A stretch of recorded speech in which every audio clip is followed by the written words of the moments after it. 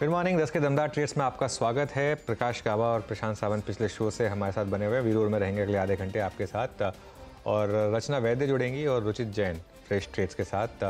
Buyback और future growth पर Bajaj auto के एग्जीक्यूटिव डायरेक्टर राकेश शर्मा से करेंगे एक खास बातचीत।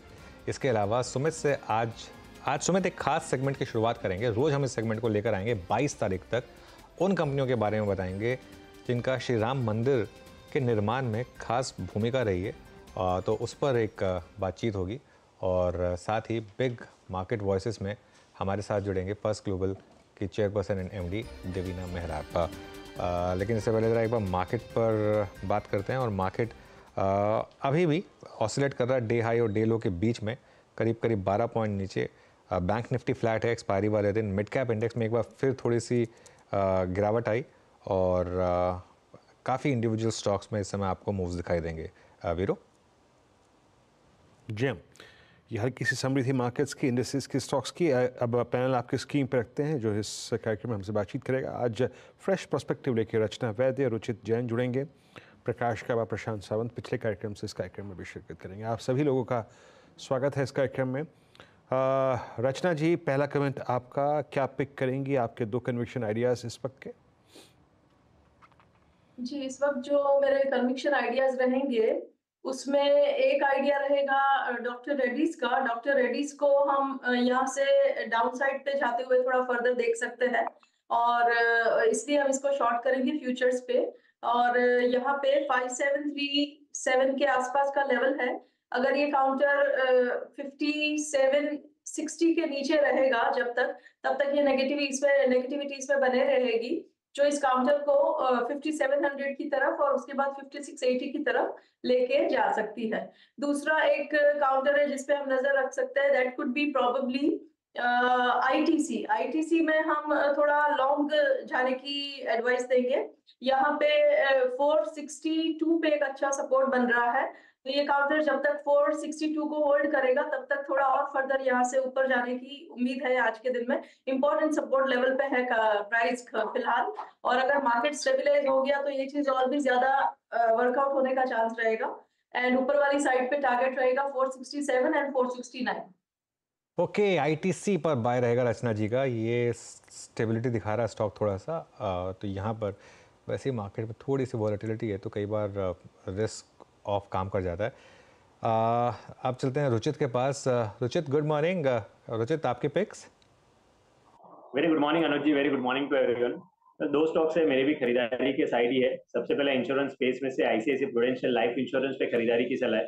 तो रिसेंटली एक अच्छे कंसोलिडेशन फेज में स्टॉक ने डबल बॉटम जैसा पैटर्न बनाया है चार्ट्स पे, और यहाँ पे हम देख रहे हैं कि फ्यूचर सेगमेंट में भी शॉर्ट कवरिंग के डेटा है। सो रिस्क रिवॉर्ड रेशियो यहाँ पे फेवरेबल है कि यहाँ पे बाइंग के लिए 538 के स्टॉप लॉस से खरीदारी की सलाह रहेगी, 565 के टारगेट्स के लिए, 565 के अराउंड के टारगेट्स के लिए। और कैश सेगमेंट में से एनसीसी काफी अच्छा लग रहा है यहाँ पे बाइंग के लिए शॉर्ट टर्म के पर्सपेक्टिव से। तो एक ब्रॉड कंसोलिडेशन ये स्टॉक में भी रहा है, जिसका ब्रेकआउट आज देखने मिला है। वो भी काफी अच्छे वॉल्यूम्स हो रहे हैं मॉर्निंग की ओपनिंग से ही। तो यहाँ पे भी मैं लग रहा है कि जस्ट एक आउट परफॉर्मेंस अब ये स्टॉक मिड कैप सेगमेंट में दिखा सकता है। 180 के स्टॉप लॉस से खरीदारी की सलाह रहेगी, 194 के अराउंड के टारगेट्स के लिए। ओके, चलो चलिए, ये समय रुचित की पिक्स। एक आपके लिए कैश मार्केट से पिक है एनसीसी। अब गाबा सर, आपकी फ्रेश पिक्स इस समय की। इस वक्त है ट्रेंड ट्रेड कर रहा है 3152 पर। अब ट्रेंड ऑन है, मेरे ख्याल से यहाँ पर 3200 तक जा सकता है और स्टॉप होगा 3130 ट्रेंड। सेकंड स्टॉक जो पसंद है इस वक्त वो है यस बैंक। इसमें तेजी लगती है, 2472 पर ट्रेड कर रहा है। आज का लो 24 होना चाहिए स्टॉप लॉस। थोड़ा वक्त देना चाहिए, 3 4 5 7 दिन दें तो मुझे लगता है 30 की तरफ जा रहा है, matter of time. Yes bank.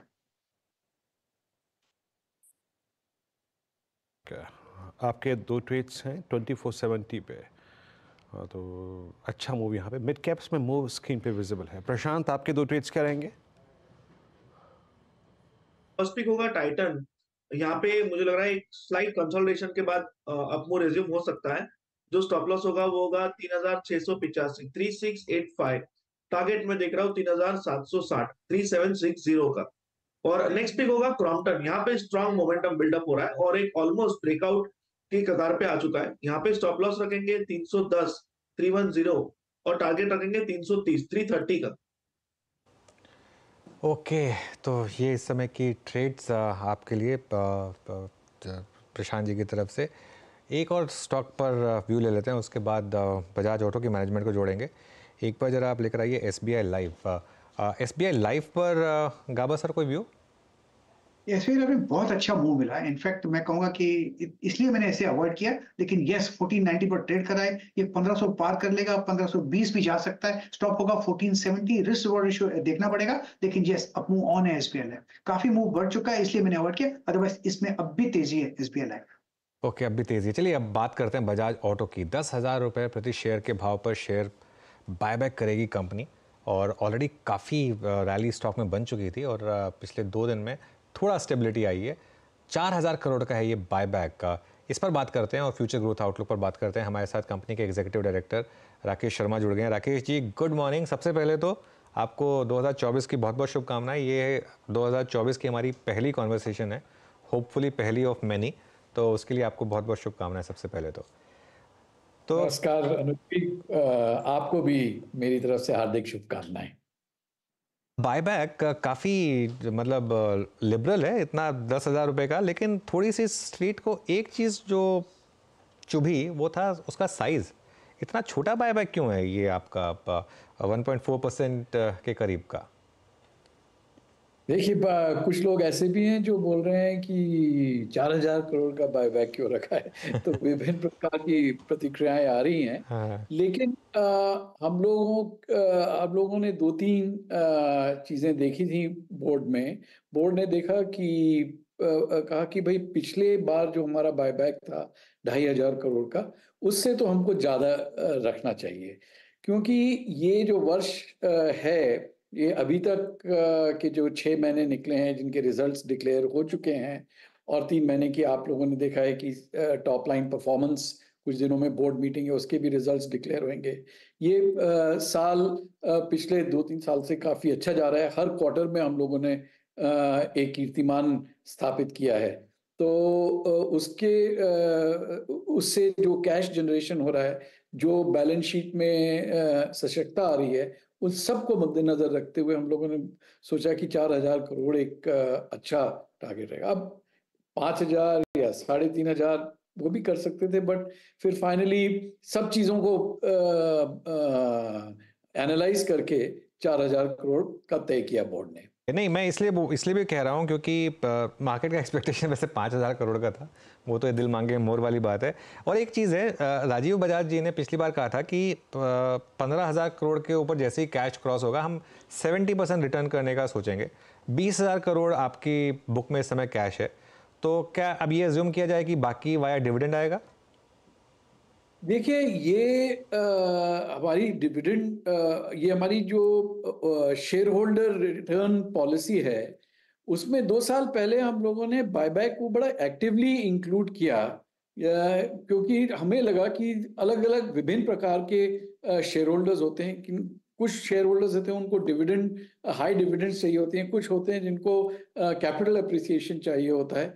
तो हम लोगों ने सोचा कि ये बात को नजर रखते हुए अपनी पॉलिसी अमेंड की, और बोला कि दोनों ऑप्शंस बजाज ऑटो के सामने रहेंगे, और हम दोनों ऑप्शंस को मिला जुला के यूज करेंगे।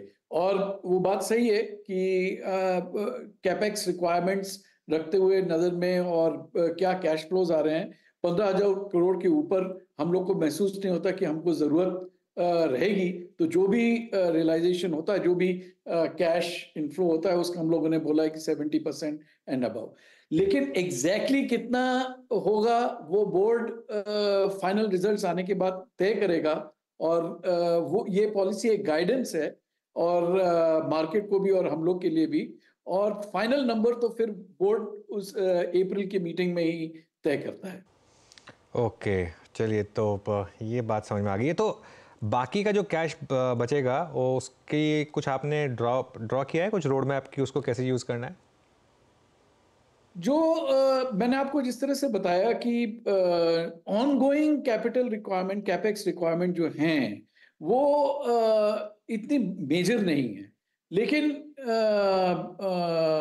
ये रिजर्व कंपनी के लिए एक बहुत स्ट्रांग चीज रहती। कहीं कोई अगर इनऑर्गेनिक अपॉर्चुनिटी आ गई या कहीं कोई डाउन टर्न आ गया जिस तरह से कोविड का आया था, तो दोनों टाइप की चीजों के लिए एक स्ट्रांग बैलेंस शीट रखना बहुत जरूरी है। बट ऐसा कोई स्पेसिफिक प्रोजेक्ट हमारे सामने नहीं है जो इतने बड़े कैश रिजर्व को के यूज के लिए मैं आपको बता सकूं अभी।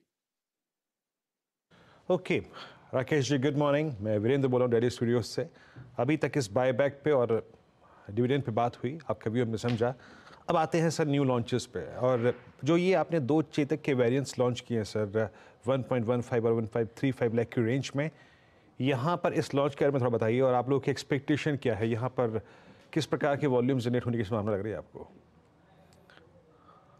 देखिए, ये दोनों अपग्रेड्स हैं। इसमें मेनली हम लोगों ने एक टेक पैक लगाया है जिससे कि कस्टमर को वेरियस ऑप्शंस मिल रहे हैं। डिस्प्ले ज़्यादा इम्प्रूव किया है। तो एक प्रीमियम वेरिएंट है और एक अर्बेन वेरिएंट है।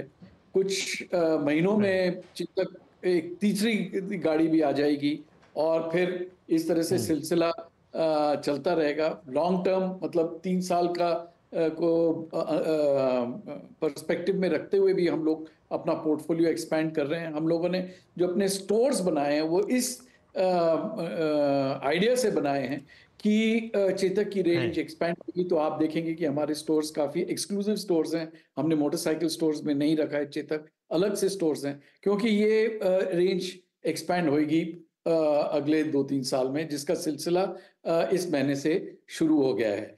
अगर आप देखें हमारी जो सप्लाई चेन के इश्यूज थे, अवेलेबिलिटी, कॉस्ट, ये सब चीजें एक संतुलन में आई कुछ महीनों पहले, और जो मार्केट शेयर हमारा अप्रैल में 6% था, अब बढ़ के 14% हो गया है, मतलब डबल से ज्यादा हो गया है। जो हमारा नंबर 5 पे हम होते थे, अब हम नंबर 3 पे आ गए हैं।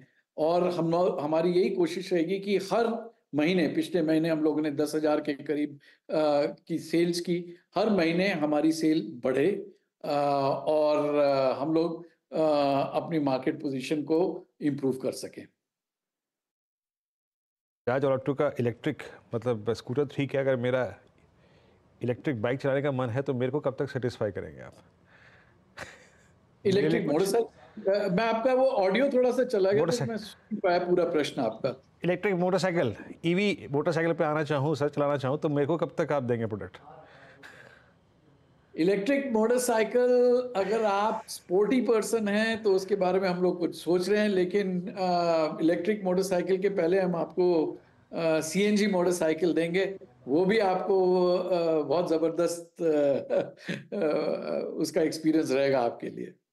ओके, अच्छा राकेश जी, वो जो लॉन्च हुई थी पिछले साल विद मच फैनफेयर ट्रायम्फ, वो पार्टनरशिप कैसी रही? क्योंकि मार्केट का क्लियर कट एक जो व्यू रहने वाला है, वो ट्रायम्फ कैसे बिहेव कर रही है, हार्ली कैसे कर रही है, और उसके सामने ऑब्वियसली जो इनकम्बेंट लीडर है आयशर मोटर्स, उसकी जो रॉयल एनफील्ड है, उसको टक्कर दे पा रहे हैं, नहीं दे पा रहे हैं। तो अभी तक का बेसिक ट्रेंड क्या रहा है ट्रायम्फ का? ट्रेंड बहुत अच्छा है अनुज जी।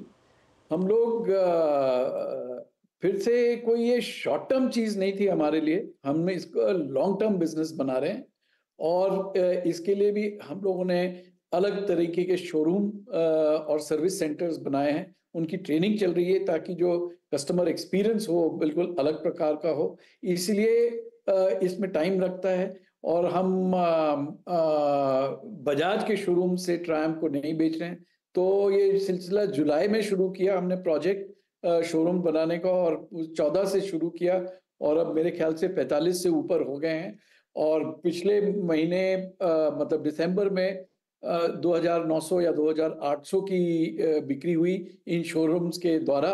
ऑर्डर बुक भी अच्छी है, और जिस जिस शहर में हम हैं, एटलीस्ट ये 45 मतलब मेरे ख्याल से 35 शहरों में, उसमें से एटलीस्ट 50% में हम लोग का मार्केट शेयर अच्छा बढ़ता जा रहा है। अगर मैं देखूं जो इस तरह की बाइक्स केरला, कर्नाटका में ज़्यादा पॉपुलर रहती हैं। अगर मैं बैंगलोर देखूं तो बैंगलोर में, सिर्फ बैंगलोर शहर में हमारा मार्केट शेयर 18-19% हो गया है। ये मैं वाहन रजिस्ट्रेशंस की बात कर रहा हूँ, ये मैं डीलर को डिस्पैच की बात नहीं कर रहा हूँ। अगर हम केरला देखें, हम 2 शहरों में, कोचीन और त्रिवेंद्रम में, यहाँ हमारा मार्केट शेयर फिर 15 से 20% के बीच में है। तो ये चीज़ और अब 2 मॉडल भी हो गए हैं, एक स्क्रैम्बलर है, सॉफ्ट स्क्रैम्बलर, और एक स्पीड 400 है। स्क्रैम्बलर हम लोग ने अक्टूबर में लॉन्च किया। तो हम काफ़ी सेटिस्फाइड हैं। ऑफ कोर्स हमारी कोशिश अभी ये है कि हम ट्रेनिंग और मैन पावर और डिजिटाइजेशन में इन्वेस्ट करें, ताकि जो कस्टमर एक्सपीरियंस है उसको हम एक अलग लेवल पे ले जा सके। तो अभी हमारा सबसे बड़ा ऑब्जेक्टिव वो है, और नेटवर्क का एक्सपेंशन है। जहां जहां आप कदम रख रहे हैं वहां पर रिसेप्शन अच्छा है और मार्केट शेयर बढ़ता जा रहा है, और सबको एक बहुत बड़ा जबरदस्त चैलेंज मेरे ख्याल से महसूस हो रहा है। ओके, चलिए, बहुत बहुत शुक्रिया आपका आज हमारे साथ जुड़ने के लिए शर्मा सर, और आपको फिर से एक बार इस साल के लिए बहुत बहुत शुभकामनाएं। Thank you very much. चलिए अब आगे बढ़ते हैं। अयोध्या में भव्य श्री राम मंदिर का निर्माण हो चुका है, जिसकी प्राण प्रतिष्ठा 22 जनवरी को की जाएगी। राम मंदिर के निर्माण में हर कोई अपने स्तर पर योगदान दे रहा है, और देश के दिग्गज कंपनियों की भी इसमें एक खास भूमिका रही है। आज से हम एक स्पेशल सीरीज शुरू कर रहे हैं, और 22 तारीख तक रोज़ हम आपको एक स्टॉक के बारे में बताएंगे जिनका श्री राम मंदिर के साथ कुछ ना कुछ कनेक्शन रहा है। या तो डायरेक्टली इन्वॉल्व रही हैं वो कंपनियाँ, या एक इनडायरेक्ट इन्वॉल्वमेंट रही है। लेकिन आज से शुरुआत करते हैं इसकी, और कौन सी कंपनियां हैं जिन्हें श्री राम मंदिर के निर्माण में हाथ बटाने का सौभाग्य मिला है। आइए जानते हैं पहली कंपनी के बारे में सुमित से। Sumit, good morning. मॉर्निंग। देखिए, अब क्योंकि सबसे पहला दिन है और सबसे पहले आप इस मंदिर के निर्माण की ही बात कर रहे हैं, तो उस कंपनी को ही मैं चुनूंगा जहां से निर्माण की शुरुआत हुई है, जिसको इस निर्माण से जुड़ा हुआ ऑर्डर मिलता हुआ दिखाई पड़ा। तो लार्सन एंड टूब्रो, देश के सबसे बड़े मंदिर का निर्माण, देश की सबसे बड़ी कैपिटल गुड्स इंजीनियरिंग कंपनी को ये ऑर्डर मिला।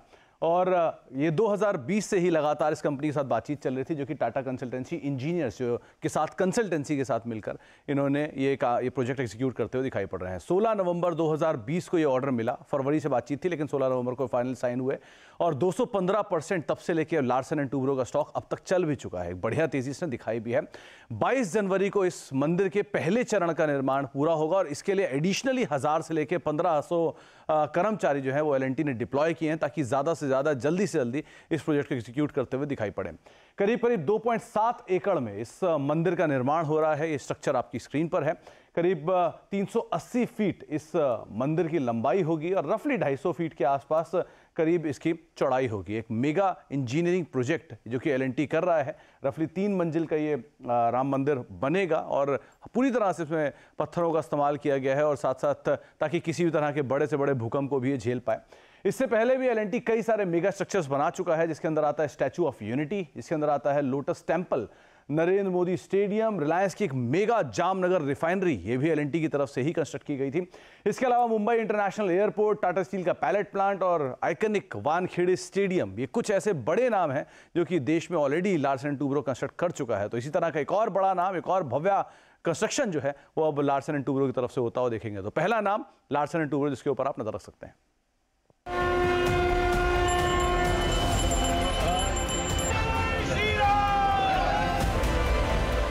अपने मंदिर में आ रहे हैं श्री राम। 22 जनवरी को पूरा देश करेगा प्रणाम। अयोध्या में प्राण प्रतिष्ठा की भव्य तैयारी। देश में एक बार फिर मनेगी दिवाली। अयोध्या से श्री राम मंदिर पर भव्य कवरेज। CNBC आवास पर देखिए राम उत्सव 22 जनवरी तक प्रतिदिन। ओके, चल के ये एक सिविलाइजेशन के लिए एक बड़ा इंपॉर्टेंट स्टेप, और उस पर CNBC आवाज़ का रोज फोकस रहेगा 22 तारीख तक। अब बात करते हैं बिग मार्केट वॉइसेस में। हमारे साथ फर्स्ट ग्लोबल के chairperson and MD Devina Mehra जुड़ गई हैं। देवीना जी, गुड मॉर्निंग, और बहुत बहुत स्वागत है आपका शो में। नववर्ष की शुभकामनाएं। आई थिंक पहली बार इस साल में आपसे बात हो रही है। ये मार्केट 2023 में बहुत शानदार रहा, और आपने लगातार एक चीज़ कही थी कि इस मार्केट में पार्टिसिपेट करिए, मिस मत करिए। लेकिन क्या थोड़े से वार्निंग साइन नजर आ रहे हैं अब इस समय? गुड मॉर्निंग अनुज, और नववर्ष की शुभकामनाएं आपको भी और आपके दर्शकों को भी। अभी मैं ये कहूंगी कि ये जहां तक हमारे सिस्टम्स जो सिग्नल दे रहे हैं, अभी भी कोई ऐसा अंदेशा तो नहीं लग रहा है कि कोई मार्केट क्रैश आने वाला है, क्योंकि जैसा मैं पहले भी शायद आपके चैनल पे कह ही चुकी होंगी कि एक बहुत लंबा समय था तो जब मार्केट ने अच्छा रिटर्न नहीं दिया। अच्छा रिटर्न का मतलब हमारे दिमाग में रहता है कि मार्केट से 15-16% रिटर्न आएगा, लेकिन एक पूरा दशक था 2010 से 20 तक जब 9% भी रिटर्न नहीं आया, 8.5 से थोड़ा सा ऊपर आया, जबकि उन दिनों तो आपको फिक्स डिपॉजिट में ही 7.5 के आसपास मिल जाता था। तो आप अगर 2010 में 100 रुपये डालते तो 2020 तक वो खाली 230 रुपया होता। और ये कितना बड़ा गैप है, मैं इससे आपको बताऊं कि अगर 1980 में आप 100 रुपये डालते तो 10 साल में आपका वो 700 हो जाता।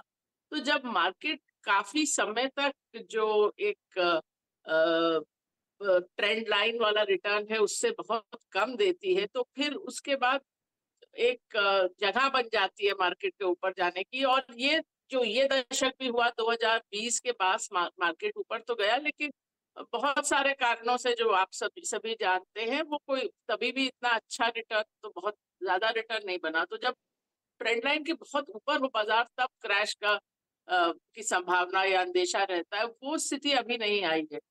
तो ये हो सकता है कि थोड़ा बहुत कहीं करेक्शन आए, थोड़े दिन साइडवेज रहे, उस तरह की चीज हो सकती है। जहां पर निवेशकों को बहुत सावधान रहने की जरूरत है वो है जो स्मॉल कैप, माइक्रो कैप, जो 5,000 करोड़ से कम मार्केट कैप वाली कंपनीज हैं, क्योंकि निवेशक अभी बहुत सारे नए हैं इस बाजार में, उनको इतिहास का ज्ञान नहीं है या उनके दिमाग में उतना वो घुसा नहीं है कि क्या हो सकता है इस तरह के स्टॉक्स में। तो मैं उनको ये बता दूं कि 2008 में जो स्मॉल कैप इंडेक्स था वो 1-1.5 साल में लगभग 80% गिरा था, और वो जो 2008 वाला लेवल था वो वापस आया 2016 में। 17-18 में फिर 1-1.5 साल की तेजी आई। उसके बाद जो क्रैश आया वो भी 2/3 का क्रैश था। तो आजकल जो आपको लोग बोल रहे हैं ना कि पिछले 2 साल में हमारा CAGR इतना रहा, इतना रिटर्न दिया, तो ये आप समझ लीजिए कि कोई चीज 2/3 गिरती है तो वो 3 गुना भी हो जाए तो आपका रिटर्न 0 रहता है। और स्मॉल कैप, ये तो मैं इंडेक्स की बात कर रही हूँ, असल में तो स्मॉल कैप में ये होता है कि बहुत सारे स्टॉक शून्य में विलीन हो जाते हैं, आपको कभी नजर ही नहीं आएंगे। आप देखिए शेयर बाजार के इतिहास में कितनी हजारों लिस्टिंग्स हुई है, कोई कोई साल ऐसा रहा है जिसमें हजार लिस्टिंग्स हुई है। और आज की डेट में आप देखो तो खाली 4,100 स्टॉक है जिनमें ट्रेडिंग होती है। तो जैसे मैंने कहा, स्टॉक शून्य में विलीन भी हो जाते हैं। तो अभी आप जो एकदम फ्रेंजी आती है, लोग पागलों की तरफ एक तरफ भागने लगते हैं, वहां पर खतरा होता है। ओके, तो ठीक है, बात समझ गया मैं आपकी। इस समय फिर देवीना जी क्या थीम रहेंगी आपकी 2024 के लिए? ऑब्वियसली आप एक स्टॉक स्पेसिफिक अप्रोच में ज़्यादा बिलीव करती हैं, लेकिन कोई बड़ी थीम्स जो 2024 में प्ले आउट होंगी? कि मैं पूरे साल के लिए तो नहीं कहना चाहती, क्योंकि आप कहें और उस तरह से पोजीशन ले तो वो भी आपके दिमाग में एक पूर्वाग्रह टाइप का हो जाता है। तो हम लोग तो हर तिमाही पे एक बार देखते हैं कि कहाँ होना चाहिए। तो अभी आज की डेट में हम कहाँ सबसे ज्यादा ओवरवेट है, उसमें कोई बदलाव नहीं हुआ है पिछले लगभग, अब तो 2.5 साल होने को आए। अक्टूबर 2021 से हम लोग इंडस्ट्रियल और कैपिटल गुड्स में ओवरवेट रहे हैं।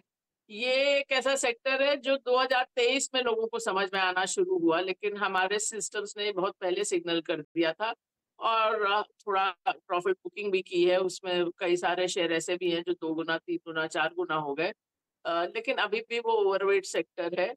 पिछले साल 2023 में जहां हम लोगों ने बढ़ाया था अपना वेट, वो फार्मा, ऑटो कंपोनेंट्स, थोड़ी कंस्ट्रक्शन कंपनीज भी थी, तो और उन सब ने अच्छा किया है। जहां हम लोगों ने घटाया है वेट वो है बैंक्स। सो ये ब्रॉडली अभी वही चल रहा है। इस साल अभी वो सिग्नल नहीं आया है, लेकिन मुझे लगता है किसी न किसी टाइम इस साल में वो सिग्नल आएगा कि आईटी कंपनीज के लिए भी एक जो इतने साल से अंडर परफॉर्मेंस चल रही है वहां से भी वो निकले। ओके मैम, हम इंतज़ार करेंगे जब आपका पॉजिटिव और कंस्ट्रक्टिव व्यू होगा आईटी पे। लेकिन मैम एक दो स्पेस और जिस पे मेरी आपसे बात हुई है कई बार, ये ड्यूरेबल्स हो गया या फिर पेंट स्पेस हो गया। स्पेशली पेंट का जिक्र मैं इसलिए कर रहा हूँ क्योंकि जो क्रूड की ट्रेजेक्ट्री है अब 75, 76, और हमने इस स्पेस में स्टॉक्स को मतलब लगभग 4-5 साल में पैसा बना के देते हुए देखा है। आपका व्यू क्या है? यहाँ पर आप ओवरवेट हैं या न्यूट्रल हैं? आपका व्यू? एक्चुअली अभी कंजम्पशन इस तरह का जो पेन ड्यूरेबल वगैरह है वहाँ हमारा व्यू ओवरऑल अगर देखें तो नेगेटिव ही है। अभी उसमें कुछ पॉजिटिव नहीं आया है और दोनों ही तरफ से क्रूड का भी ऐसा नहीं लग रहा कि बहुत गिरेगा। और दूसरा जो अगर आप अर्थव्यवस्था को भी देखें तो अर्थव्यवस्था में जो कुछ अच्छा हो रहा है वो एक बहुत ऊपर के तबके के लिए हो रहा है। अभी भी आप सोचिए तो 80 करोड़ लोगों को फ्री राशन चाहिए, तो बहुत सारा अभी ऐसा देश का जो रहने वाले हैं नागरिक हैं उनकी हालत उतनी अच्छी नहीं है। तो अभी ड्यूरेबल्स में तो हम लोग का इतना पॉजिटिव नहीं है। ड्यूरेबल्स, पेंट्स, ये तो हमारे एक्चुअली अंडरवेट सेक्टर्स हैं सब। लेकिन जैसा शुरू में अनुज ने भी कहा कि हमारा काफी कुछ कॉल कंपनी रिलेटेड रहता है, तो जरूरी नहीं होता कि वो सेक्टर मीन्स कि हमारा पास उसका वहाँ कुछ है ही नहीं। तो जैसे पिछले साल हमारा आईटी पे कोई बहुत ओवरवेट व्यू नहीं था, लेकिन हमारा जो नंबर 1 परफॉर्मर हम देख रहे थे 2023 के लिए वो एक मिड कैप आईटी कंपनी थी। इसी तरह पहले के सालों में हमारे टॉप 5 में आईटीसी या रेमंड भी रहे हैं जो कि सेक्टर कॉल नहीं थे। तो वो सब कुछ सेक्टर कॉल नहीं होता, पर सेक्टर्स के हिसाब से पेंट और ड्यूरेबल्स अच्छे नहीं लगते।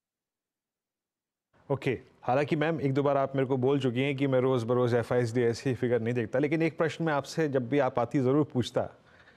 दिसंबर में जो इंडियन मार्केट्स की बहुत स्ट्रांग प्राइस परफॉर्मेंस थी इसमें कोई राय नहीं है कि जो वो राज्यों के चुनाव के नतीजे थे वो एक बड़ा काम करके गए। लेकिन दिसंबर में FPI's फ्लो टुवर्ड्स इंडिया बहुत स्ट्रॉन्ग थे मैम। और अगर आप में पूरी इमर्जिंग मार्केट को देखो, हमें वैसे साउथ कोरिया, ब्राज़ील, चाइना, हमारे फ्लोज FPI's के बहुत स्ट्रॉन्ग थे दिसंबर में इंडिया की तरफ। क्या वो एक मात्र दिसंबर का महीना था जो कुछ रिजल्ट्स आए उन्होंने ये फ्लोज को ट्रिगर किया, या फिर आप मानती हैं कि एक बार नव वर्ष जब एक बार फिर से ढंग से कमेंस होगा, लोग छुट्टियों से लौटेंगे, उसके बाद ये फ्लोज टुवर्ड्स इंडिया और बढ़ेंगे और इमर्जिंग मार्केट्स में क्या थोड़ा प्रीमियम कमांड करेगा इंडिया?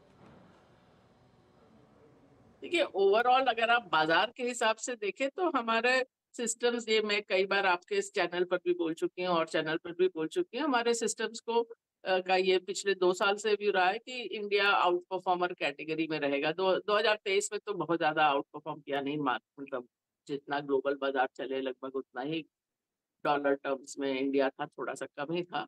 लेकिन वो अभी हमारा व्यू बरकरार है कि पूरे दुनिया की टॉप अगर आप 5 मार्केट जैसा दें तो उसमें इंडिया रहेगा। लेकिन जैसा आपने खुद ही बोला कि मैं FII फ्लोज पर व्यू नहीं देती हूँ, क्योंकि उसका आप डायरेक्टली देखें तो आप 1 महीना तो ऐसा हो ही सकता है कि दोनों चीज एक दिशा में जाए, बाजार भी और FII फ्लोज भी, पर लंबे समय तक आप देखें तो वो कोरिलेशन ही नहीं है। वो तो, और जो हम लोग बोलते हैं स्टैटिस्टिक्स में, एक तो होता है कोरिलेशन की 2 चीजें साथ में एक दिशा में जा रही हैं, दूसरा होता है कॉजेशन कि आप इस चीज के कारण दूसरी चीज हो रही है। तो जब एक दिशा ही नहीं नजर आती तो वो कारण तक पहुंचने की तो जरूरत ही नहीं होती कि बाजार FII फ्लो या इनफ्लो या आउटफ्लो के कारण ऊपर जाएगा या नीचे जाएगा। बात करने के लिए, समय काटने की बात अच्छी है, लेकिन वो तो आप किसी भी तरह बोल सकते हो। आप बोल सकते हो इस साल अनसर्टेनिटी ज्यादा है तो केयरफुल रहेंगे। बिल्कुल देवीना जी, बहुत बहुत शुक्रिया आज हमारे साथ जुड़ने के लिए, और आपको फिर से एक बार 2024 के लिए ऑल द बेस्ट।